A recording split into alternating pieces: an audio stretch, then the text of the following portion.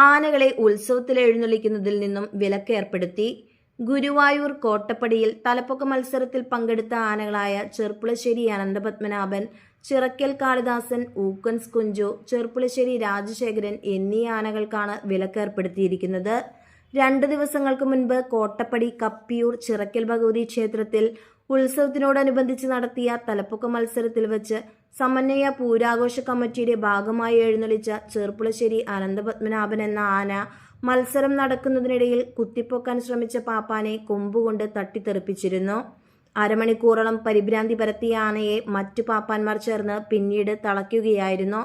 നാട്ടാന പരിപാലന ചട്ടപ്രകാരം തലപ്പൊക്ക മത്സരം നിരോധിച്ചിരുന്നതാണ്.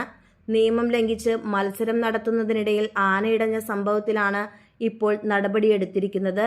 നാട്ടാന പരിപാലന മോണിറ്ററിംഗ് കമ്മിറ്റിയാണ് മത്സരത്തിന് പങ്കെടുത്ത 4 ആനകൾക്ക് ഉത്സവത്തിൽ എഴുന്നള്ളിക്കുന്നതിൽ നിന്നും 5 ദിവസത്തേക്ക് വിലക്ക് ഏർപ്പെടുത്തിയിരിക്കുന്നത്.